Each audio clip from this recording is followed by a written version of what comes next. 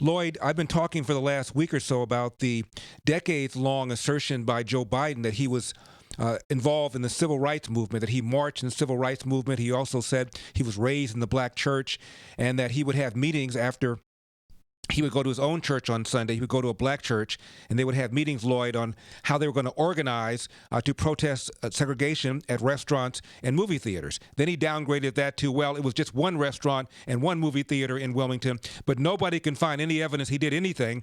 And the New York Times wrote a piece about it a few months ago and said that staffers had, quote, gently reminded, close quote, Joe Biden to stop telling this lie, but he keeps on telling it. You know, Joe Biden has a record as a kind of serial plagiarist.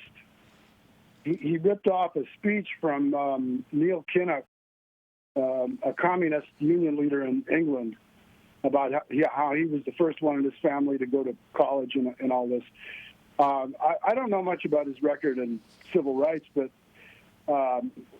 observing Joe Biden, he seems to have a lot of trouble recognizing which state he's in or what day it is.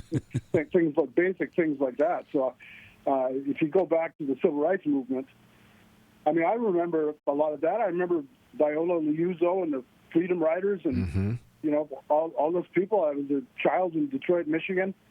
And so I don't know much about his record, but he seems to have a rather shaky grasp on things. Paul is in Hawthorne Woods, Illinois. Paul, you're on with Lloyd Billingsley, author of Yes, I Con, United Fakes of America and Larry. Go ahead, Paul.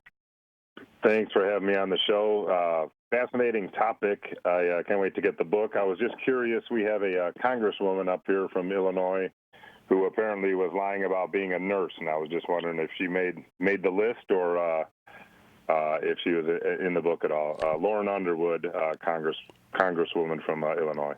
Thanks, Paul. No, but she's not. But I have a candidate for Congress from San Diego that you might find interesting.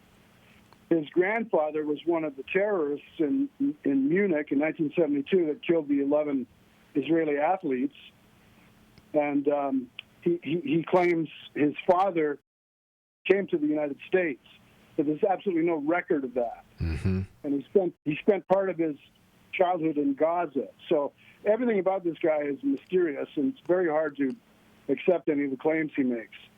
I call him the Munichian candidate. I don't know the one you mentioned who claimed she was a nurse, but it's pretty common for people in Congress to make outlandish claims. And Lloyd Billingsley, we only have a few seconds left in this last segment, but can you comment on Al Sharpton? Here's a guy who made his bones lying about a white man claiming he raped and sodomized Tawana Brawley, and there he is on MSNBC with a show. You know, that Tawana Brawley thing, that should have been the end of it. But it wasn't. So in the book, I talk about the dictatorship of the subjunctive mood. That is the sense of unreality. So you can fake any story. People are supposed to believe it. If they don't believe it, you're racist, you're a bad person, and so on. That's where we are now.